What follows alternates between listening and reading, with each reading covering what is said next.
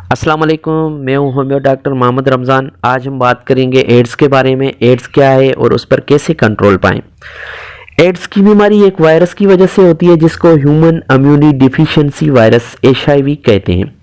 ये वायरस इंसानी दिफाई निज़ाम immune system को कमज़ोर कर देता है।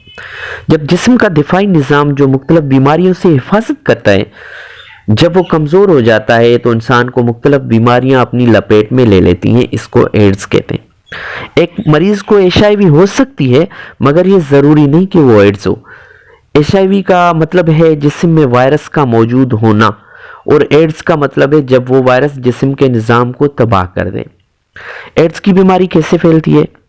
किसी दूसरे बंदे का इस्तेमाल शुदा रेज़र या ब्लेड इस्तेमाल करना, एक दूसरे की इंजेक्शन सिरिंज इस्तेमाल करना जैसे नशे के आदी लोग करते हैं, नाई से शेव करवाने के दौरान इस्तेमाल शुदा ब्लेड से शेव करवाना जैसे कि मुख्तलिफ नाई लोगों की सैलून्स पे बगैर स्टरलाइज किया हुआ उस्तरा और ब्रश सब लोगों पे इस्तेमाल करते हैं।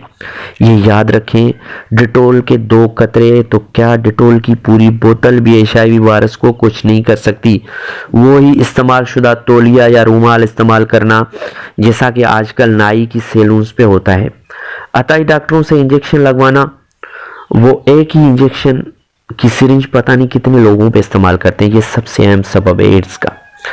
दांतों वाले डॉक्टरों के औजार अगर अच्छे तरीके से स्टरलाइज ना हो तो इससे भी ये वायरस लग सकता है। ब्लड ट्रांसफ्यूजन के दौरान खास ख्याल करना चाहिए कि खून ब्लड जो लगवा रहे हैं वो किसी मुस्तनद लेबार्ट्री से टेस्ट शुदा होना चाहिए। ब्लड ट्रांसफ्यूजन के दौरान अगर चेक ना किया जाए तो ये भी अहम सबब है इस बीमारी के फैलने का। अपने आप को हमेशा अपनी शरीके हयात तक महदूद रखें। नाजायज़ ताल्लुकात भी एड्स का आम सबब है। किसिंग करने के दौरान भी एड्स हो सकता है।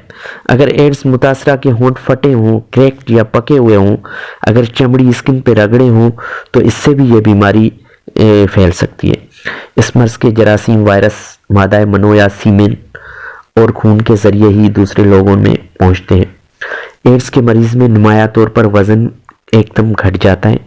जरासीमी बुखार की अलामत, खांसी में बलगम का अखराज, खून के सफ़ेद खुलिये WBC और सुर्ख खुलिये RBC के ज़रात में कमी आना और आम जिस्मानी कमज़ोरी हो जाती है। आजकल के जदीद दौर में एहतियाती तदाबीर के साथ एड्स का इलाज मुमकिन है। एड्स का इलाज ख़ास किस्म के डॉक्टर करते हैं जिनको इन्फेक्शस डिजीज़ स्पेशलिस्ट कहते हैं। अगर एड्स के मरीज़ इलाज ना करवाएं तो 8 से 10 साल के अंदर मौत का शिकार हो जाते हैं।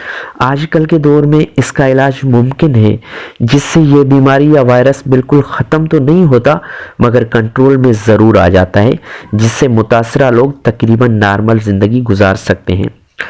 एड्स से महफूज रहने के लिए ज़रूरी है कि इसके असबाब से दूर रहा जाए। हम जिनसी ताल्लुकात, तवाइफों से रब्त, नशीली दवाओं के इंजेक्शन का इस्तेमाल शुदा इंजेक्शन, उस्तरे, तौलिए, ब्रश और दांतों के औजार इस्तेमाल करने के दौरान ख़ास ख्याल रखना चाहिए। पर्सनल हाइजीन को मद्देनज़र रखा जाए, हिफ़्ज़ान सेहत के उसूलों पर चला जाए तो हम एड्स जैसे मूज़ी मर्ज़ से बच सकते हैं। अल्लाह पाक आपका हामी नासिर हो। अल्लाह हाफ़िज़।